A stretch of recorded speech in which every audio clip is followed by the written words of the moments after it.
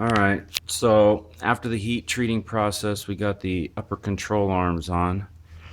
And to remove and replace the upper control arms, you got to take out that strut tower. And let's see, underneath the hood here, I don't know if it's in focus or not,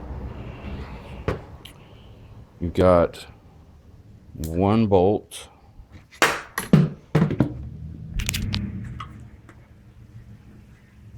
two bolts there, you see it right there in front of that computer cable harness, and number 3 is back there.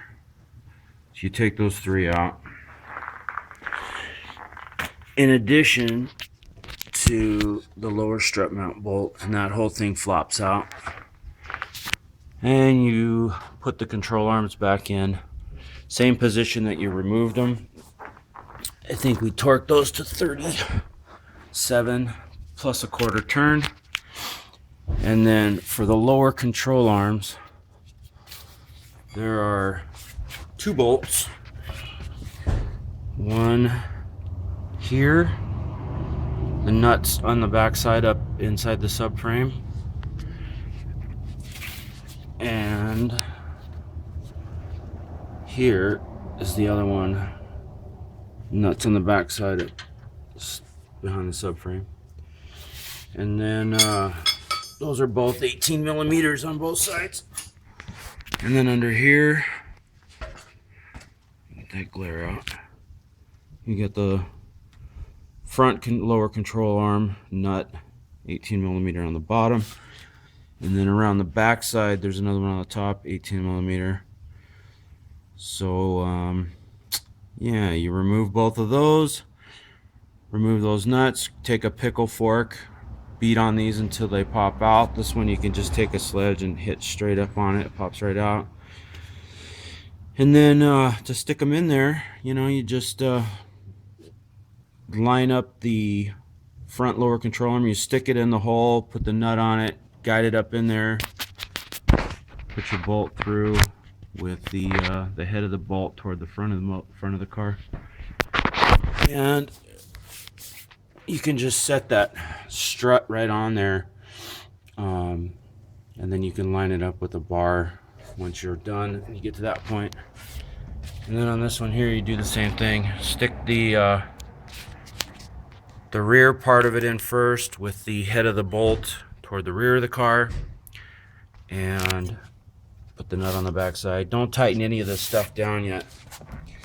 And then I don't know if you can see up in there yet, but the nut for the rear lower control arm is up here. So anyways, it's all loose right now still, because before you tighten all this stuff down, you want to put it in curb weight position, because those bonded bushings need to be under load before you tighten them up. Otherwise you're gonna ruin your new control arms on the bottom. So anyways, and then there's this sensor. I'm not quite sure what it does.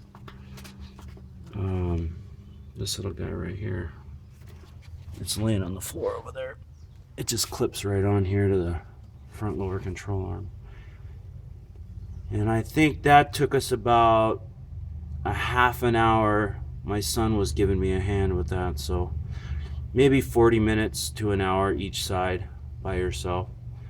And I'll post a video when I do the other side. I ordered an axle.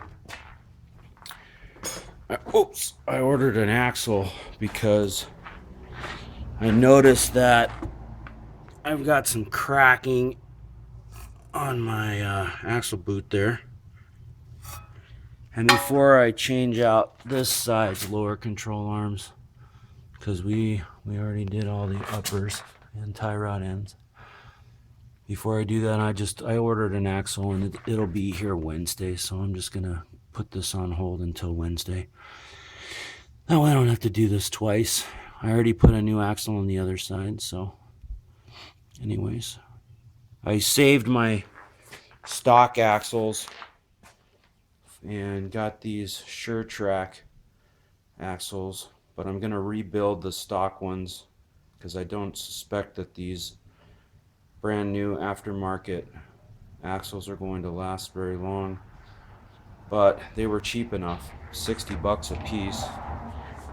60 for the right, or I'm sorry, for the driver's side, and $50, $58 for the passenger side. But needless to say, we will take care of that when the time comes. So there you have it.